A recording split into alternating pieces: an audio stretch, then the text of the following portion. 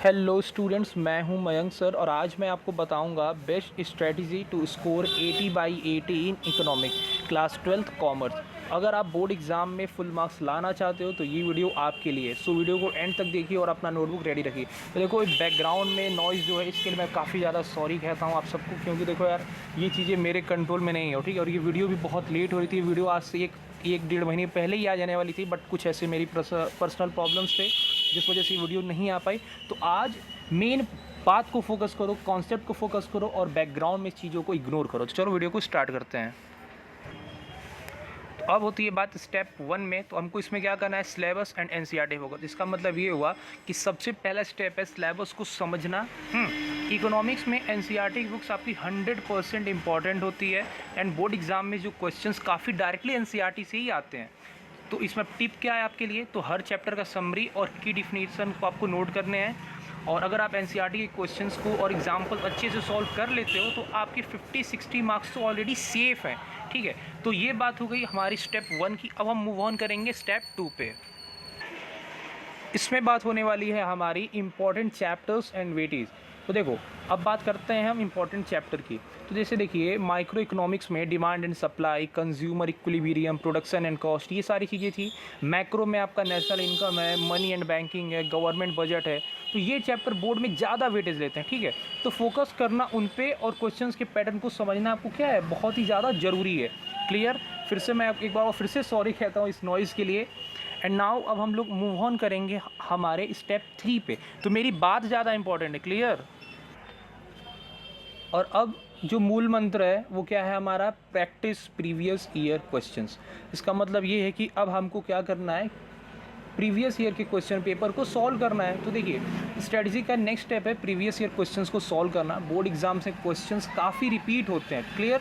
तो अब इसमें आपको टिप क्या याद रखनी है, हर क्वेश्चन को line by line NCERT answer के साथ मैच करना है। और जो क्वेश्चंस रिपीट होते हैं उनके आंसर एकदम बिल्कुल याद कर लो, क्योंकि ये आपको गारंटेड मार्क्स में कन्वर्ट कर देते हैं, ठीक है। मतलब ये है कि अगर आप क्या कर देते हो, जो क्वेश्चंस रिपीट होते हैं उनके अगर आपको आंसर बिल्कुल याद हो गए तो ये क्या है, फिर तो ये श्योरिटी है कि आपके मार्क्स आने ही आने हैं। तो ये क्या है, गारंटेड मार्क्स हो जाते हैं, क्लियर। तो चलो अब हम लोग मूव ऑन करते हैं स्टेप 4 पे। देखिए स्टेप 4 में बात होती है हमारी आंसर राइटिंग टिप्स की। इसका मतलब ये होता है कि मार्क्स जो है आपके काफ़ी डिपेंड करते हैं आंसर राइटिंग स्टाइल पर, क्लियर। तो आपको हमेशा क्या करना है, हमेशा पॉइंट्स में लिखना है और हेडिंग्स का यूज़ करना है। देखो ये बात मैं आपको हर वीडियो में बताता हूँ, या तो बीएसटी हो या फिर कोई अदर थ्योरी सब्जेक्ट हो, कि आपको हमेशा क्या करना है, पॉइंट्स में लिखना है, प्लस आपको हेडिंग का यूज़ करना है। डायग्राम्स या फिर टेबल्स लगाओ जहाँ पे पॉसिबल होता है, ठीक है। एंड एग्जाम्पल्स और करेंट डेटा ऐड करो। तो आंसर इससे क्या होता है, आपका थोड़ा इंपैक्टफुल लगता है, जिसके एग्जामिनर को भी क्या लगता है कि हाँ बंदे ने पढ़ा है या बच्चे को नॉलेज है, बच्चा कर सकता था, क्लियर। तो एक अच्छा फॉर्मेटेड आंसर आपको क्या करता है, 1 या 2 मार्क एक्स्ट्रा दे सकता है, क्लियर। क्योंकि देखो क्या है, जब कॉपी चेकिंग करने का टाइम क्या होता है कि अगर आपका जो पेपर है, कॉपी है, वो क्या है, प्रॉपरली अरेंज्ड है, कोई आपने उस पर कोई गलती नहीं की है, मतलब कि कुछ ऐसा नहीं है ना कि पेन से गोज दिया है, तो ये चीज़ें भी आपको नहीं करनी होती। जैसे उसमें क्या होता है ना, आपकी चीज़ें क्रिस्टल क्लियर होती है। एग्जामिनर कॉपी चेक करा, उसको पता चल गया कि हाँ यहाँ पे ये हेडिंग है, यहाँ पे इसके पॉइंट्स हैं, यहाँ पे इसके फीचर्स है, ये डेफिनेशन है। तो ये सारी चीज़ें एक अच्छा इंपैक्ट डालता है। अब हम लोग बात करते हैं अपने स्टेप 5 की। स्टेप 5 में बात हो रही है टाइम मैनेजमेंट एंड रिवीजन। देखो यही मैं कह रहा हूँ कि ये वीडियो अक्टूबर के स्टार्टिंग में आने वाली थी, बट ऐसी मतलब मेजर प्रॉब्लम्स आ गई थी जिस वजह से मैं वीडियो शूट नहीं कर पा रहा था।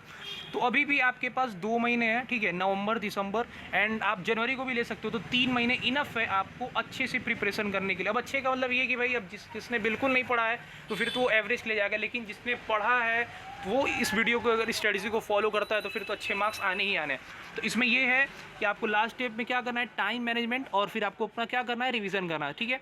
तो 1 से 2 महीने पहले एग्जाम के आपको क्या करना है, डेली 2 से 3 चैप्टर को क्या करना है, रिवीजन करना है, और क्लियर। एंड लास्ट वीक में इंपॉर्टेंट फॉर्मूलाज, डेफिनेशंस और डायग्राम को क्या करना है, आपको बिल्कुल अच्छे तरीके से रिवाइज करनी है। And practice writing 3 to 4 full papers under exam time limit, clear. तो ये आपको क्या होगा, स्पीड और एक्यूरेसी दोनों देगा। मतलब ये है कि आपको 3 से 4 फुल पेपर ट्राई करने हैं सॉल्व करने के, जिससे इससे क्या होगा कि आपका कॉन्फिडेंस बूस्ट करेगा that you can do. Clear हो गई ये बात दोस्तों, स्टूडेंट्स। तो स्टूडेंट्स ये थी best strategy to score 80/80 in economics, ठीक है। तो अगर आपको ये वीडियो हेल्पफुल लगा तो लाइक कर दें एंड शेयर करें और सब्सक्राइब करना तो बिल्कुल मत भूलना। एंड कमेंट्स में ज़रूर बताओ कि आपका फेवरेट चैप्टर कौन सा है, और आपके लिए मैं इसी तरह की नई नई स्टडीज़ लाता रहूँगा। चलिए मिलते हैं आपसे अगली वीडियो में, तब तक के लिए गुड लक।